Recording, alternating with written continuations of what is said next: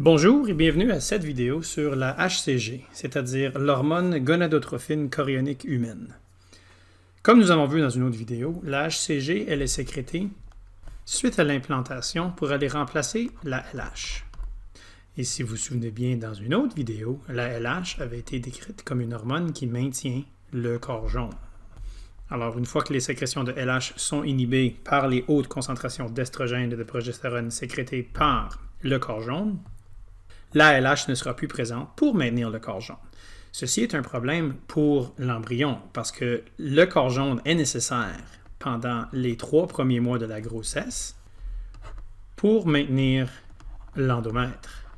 C'est-à-dire, le corps jaune va sécréter estrogène et progestérone pour maintenir l'endomètre et garder l'embryon en vie. Alors, une des premières choses que l'embryon va faire lorsqu'il s'implante, c'est sécréter des grandes doses de HCG pour venir maintenir le corps jaune en absence de la LH. Et on peut voir ici, dans un graphique sur la durée de la gestation de 40 semaines, on peut voir que les sécrétions de HCG sont énormes au début de la gestation. C'est-à-dire, nous avons un bref moment ici où c'est qu'on attend que l'embryon s'implante et ensuite se mette à produire de la HCG. Il en produit beaucoup pour justement aller maintenir le corps jaune, pour maintenir l'endomètre et assurer que la grossesse continue.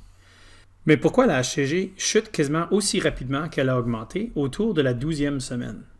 Bien, c'est à cause que, éventuellement, au fur et à mesure qu'il se forme, c'est le placenta qui va assurer lui-même les sécrétions d'estrogène et de progestérone pour maintenir l'endomètre. Donc, si on ajoute sur notre graphique superposé avec les concentrations de HCG, les concentrations d'estrogène et de progestérone, on peut voir que, au fur et à mesure que les concentrations d'estrogène et de progestérone augmentent à des niveaux raisonnablement élevés pour maintenir l'endomètre, la HCG n'est plus nécessaire. Au début, le corps jaune assure ces petites sécrétions d'estrogène et de progestérone pour maintenir l'endomètre. Mais le problème, c'est que le corps jaune, si vous vous souvenez, est une toute petite structure dans l'ovaire et il sécrète déjà au début le maximum d'estrogène et de progestérone qu'il peut sécréter. La raison que ces concentrations d'estrogène et de progestérone augmentent, c'est à cause du placenta en formation qui commence à en produire, aussitôt qu'il peut, commence à en produire certaines concentrations.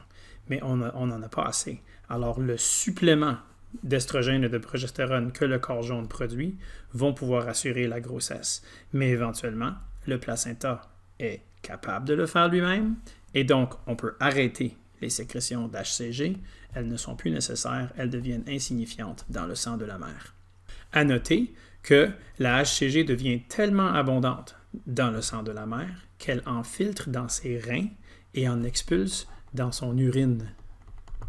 Et c'est justement ce qui est testé dans l'urine avec les tests de grossesse qu'on peut acheter à la pharmacie. On détecte la présence ou l'absence d'HCG. S'il y a de la HCG, la femme est enceinte. S'il n'y en a pas, la femme n'est pas enceinte.